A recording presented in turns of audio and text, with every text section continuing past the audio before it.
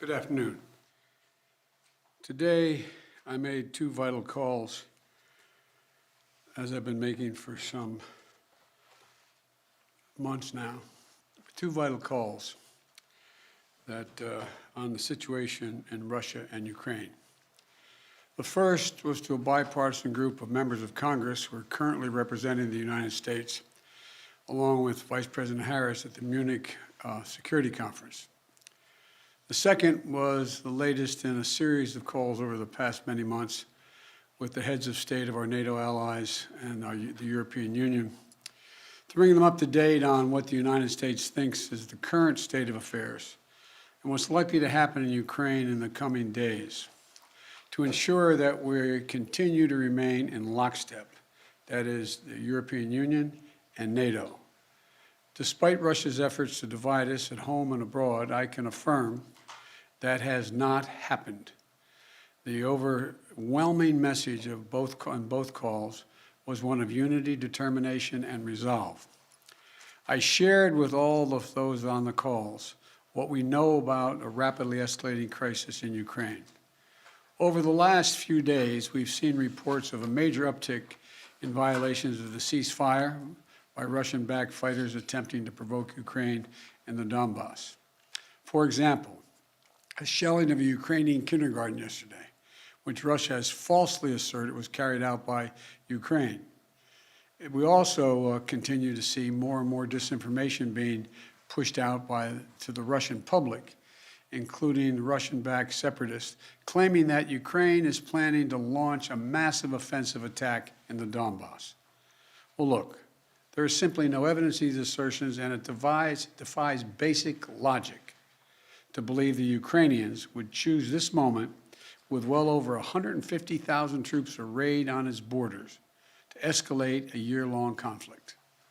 Russia's state media also continues to make phony allegations of a genocide taking place in the Donbas and push fabricated claims warning about Ukraine's attack on Russia without any evidence. That's just what I'm sure Ukraine's thinking of doing, attacking Russia.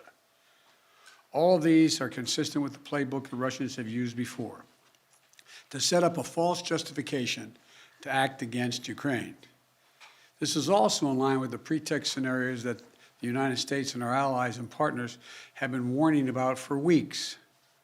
Throughout these tense moments, the Ukrainian forces have shown great judgment and, I might add, restraint.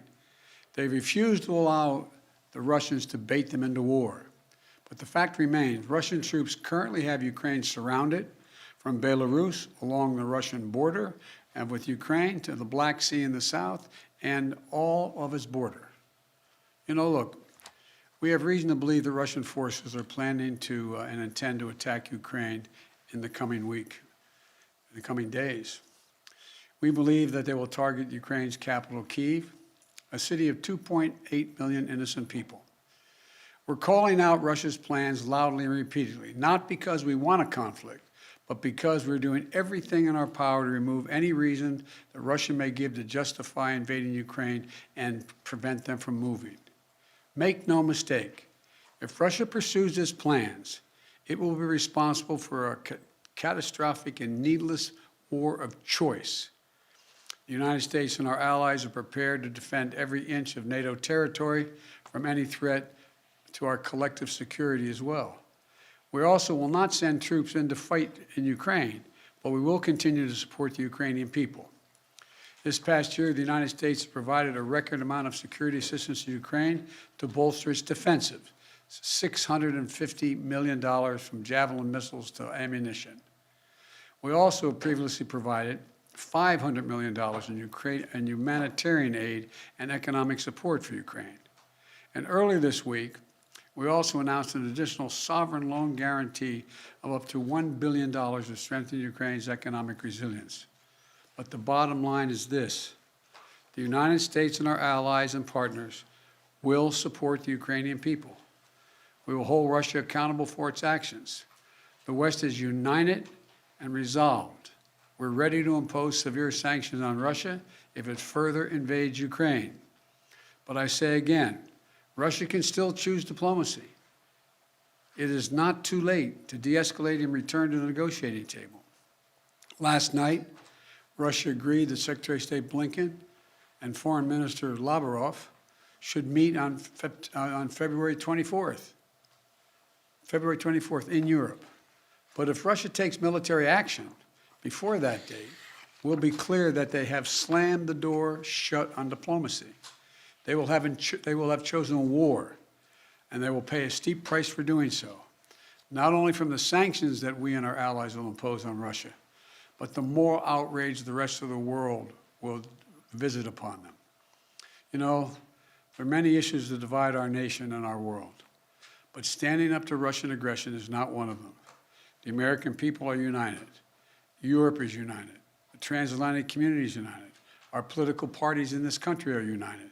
The entire free world is united. Russia has a choice between war and all the suffering it will bring, or diplomacy that will make a future safer for everyone. Now, I'm happy to take a few questions. Nancy from Bloomberg. Thank you so much, sir. Do you think that it is wise for President Zelensky to leave Ukraine if an invasion is as imminent as the U.S. says it is? That's a judgment for him to make and a determination as to whether or not. I've spoken with Zelensky a dozen times, maybe more, I don't know. And it's in the pursuit of a diplomatic solution, it may not be it may be the wise choice, but it's his decision. And do you have any indication about whether President Putin has made a decision on whether to invade? Do you feel confident that he hasn't made that decision already? As of this moment, I'm convinced he's made the decision. We have reason to believe that. There seems to be a unanimity of spirit between the United States and Europe to do some sanctions, a comprehensive sanctions, but is everyone on board with the exact same sanctions that you want to do? Yes. There will be some slight differences, but there'll be more add-ons than subtractions. And President Putin is going to oversee some nuclear drills this weekend. How do you see that happening? What's your reaction to that, sir? Thank you. Well, I don't think he is remotely contemplating using nuclear weapons. But I do think I think he is focused on trying to convince the world that he has the ability to change the dynamics in Europe in a way that he cannot. But I don't, how much of it is a cover for just saying we're just doing exercises and there's more than that, I just can't, it's hard to read his mind.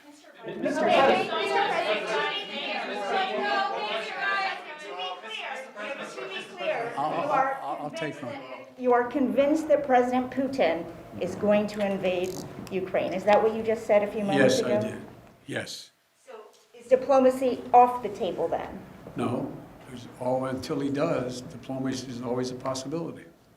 What reason do you have to believe he's considering that option at all?